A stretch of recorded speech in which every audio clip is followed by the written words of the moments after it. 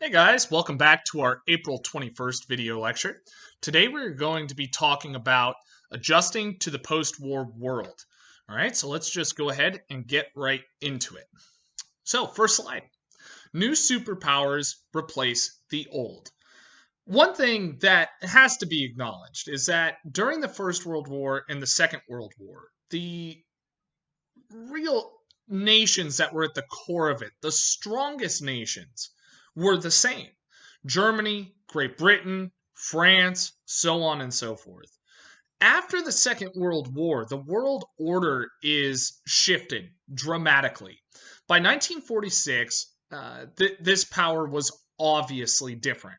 After the Second World War, the two nations that emerge really as global superpowers are the United States of America and the Soviet Union. Right? They would really stand alone above all other countries in terms of dictating policy, not only domestically, but foreign policy as well. And their power, their influence is going to change the global power structure for decades to come. Okay, so moving on to the next slide, the world divides. Their size, economic strength, and military prowess enabled them to dominate global affairs. As you can see on the map there, you can see really how the world broke into two camps. The two countries thusly became known as superpowers, or nations that could influence or control less powerful states. In many ways, the United States is still that same superpower today. Now, most nations chose or were forced to align with one of the global superpowers. All right, and again, the image that you see there, especially on the next slide, you can get a really good look at the globe, and we're going to talk about some of the formal ways in which these alliances were made, including NATO and the Warsaw Pact, and so on and so forth. Okay, so next slide. Stalin attacks capitalism. In February of 1946, Stalin delivered a speech that attacked capitalism, declaring that peace was impossible if capitalism existed. In essence, the United States and the Soviet Union could not achieve peace because of the United States capitalist economy. He asserted that capitalist nations would perpetually compete with one another for raw materials and markets for their products, and that such conflicts would always be settled by armed force. In essence, if the United States couldn't procure a resource, we would simply go and take it. That is not entirely without logic, right? Now, war, Stalin said, was inevitable under the present capitalist conditions of the world economic development. His speech seemed to suggest that communism should replace capitalism. So, really, right from the get go, right from the end of the Second World War, you can see the Soviet Union and the United States, ideologically speaking, are at odds on virtually every topic. It's going to lead to conflict. Now, what you hope is that conflict is diplomatic, it does not become militaristic. Fortunately, for not only the United States but the Soviet Union, in terms of formally fighting one another, that never happened. Hence, why this era is known as the Cold War. There are numerous proxy wars, things like the Korean War and the Vietnam War, which we'll talk about in the coming weeks, that are seen as proxy wars between the two. But in terms of the United States and the Soviet Union actually meeting on a battlefield, that never happened. Okay. Next slide. The long telegram. George Kennan, a U.S. diplomat at the American Embassy in Moscow, studied Stalin's speech and sent a long analysis to the U.S. Secretary of State. This long telegram, as it became known, helped shape U.S. foreign policy for decades to come.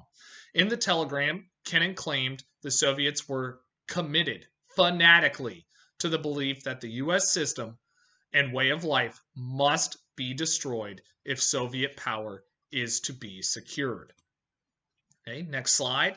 The idea of containment. This is really the first time that we hear of this idea. To prevent communism from destroying capitalism, Kennan said the Soviet Union must be contained, Not that the Soviet Union must be destroyed, but that the communist ideas must not be allowed to spread outside of the Soviet Union. Hence, you can see the conflicts in Korea and Vietnam. The seeds for those conflicts are being sown right now. After he returned to the United States, Kennan expanded on the notion in Foreign Policy Journal articles, writing, "It is clear that any United States policy towards the Soviet Union must be that of a long-term, patient, but firm and vigilant containment of Russian expansive tendencies," meaning he believes the Soviet Union is going to try to expand. It's inevitable that they will try to do so. The United States should not force the Soviets' hand within Soviet Russia, but they should aim to contain them to the landmass they currently control. So, next slide, communism and politics, not war. Well, with as much as we do try to handle these issues politically, diplomatically, armed conflict does happen. And those two images that you see on this slide, that's one image at the top from Vietnam, and the second image on the bottom from the war in Korea. Now, Kennan later stated that he viewed the policy of containment, the restriction of Soviet expansion, as a political strategy, not a military one. However, the military is going to be used a significant amount in the coming decades. He did not want war, instead trusting that containment would eventually catalyze either communism's collapse or its transformation into a milder, less hostile system. Okay, moving on to the next slide. Soviets refused to leave Iran. U.S. leaders had already grown very uneasy by the time Kennan sent his famous telegram. Again, when Truman decided to cut off Lend-Lease, that was due in part to Stalin's inability to allow Eastern Europe to hold free and fair elections. So the trust level is low to begin with. Now the Soviets aren't going to leave Iran. This is making not only the United States, but really the West at large feel like the Soviet Union is aiming to expand militaristically if necessary. Now, their concerns deepened in March of 1946 when they refused to withdraw troops. Britain and the Soviet Union had shared control of Iran during the war, signing an agreement in 1942 that stated both countries would withdraw within 6 months of the war's end. Great Britain did that, honored the agreement. The Soviet Union did not. Okay, next slide. The issue of nuclear weapons. This is undoubtedly a key characteristic of the Cold War. Conflict between nations has always prompted fears of war. Always. It doesn't matter if it's the 21st century, the 20th century, the first century. This always happens. However, in this new age of the atomic bomb, the threat of a superpower conflict became even more frightening. And you can see from our graph there just how rapidly the expansion of nuclear warheads was. It would have been a terrifying time to think about what that conflict between those superpowers might have looked like. It would have been, I mean, World War II is the most horrific conflict in human history. If the United States and the Soviet Union, at the peak of their arms race, had gotten into an armed conflict, it would have been horrendous. Okay? Moving on to the next slide, pushing the limit of man's power. After World War II, the United States continued to test and improve its nuclear arsenal. In the summer of 1946, American scientists conducted tests of 2 atomic bombs at Bikini Atoll, located in the Marshall Islands in the Pacific Ocean.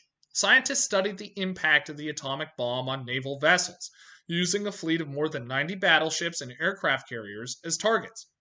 And you can see, if you look closely at that picture, you can see the different naval vessels in the water as that atomic bomb is going off. Okay? Moving on to the next slide, trying to control arms. Truman and his advisors knew the extent of atomic bomb damage and wanted to mitigate that prospect on U.S. soil. So even though the United States had attained the ability to use atomic bombs, we didn't want anyone else to be able to do that. Now, they asked the United Nations to help restrict the development and use of atomic energy, or the power released by a nuclear reaction. So this was Truman's plan. In June of 1946, Truman sent a key advisor, Bernard Bauch, to the United Nations to outline U.S. goals in front of the UN Atomic Energy Commission. Now, he told the panel that the United States wanted the United Nations to enact strict limitations on raw materials used to make bombs. So, in essence, no country could ever get enough of these materials to actually make a bomb. They could get some of the materials, but they could never get enough of any one material to make the bomb. Well, naturally, the Soviet Union did not feel like this plan was very equitable, and it met strong opposition. Despite wanting a more secure arms environment, it just didn't happen. Now, because neither side would compromise, this early effort at arms control came to an end. This will not be the first, or rather, it is the first, but it won't be the last time that both the United States and the Soviet Union come to the table wanting to control arms production. Okay, so that concludes our video lecture for today. As always, be safe, be healthy, be well. I miss you all, and hopefully I get to see you soon. All right, talk to you tomorrow. Goodbye.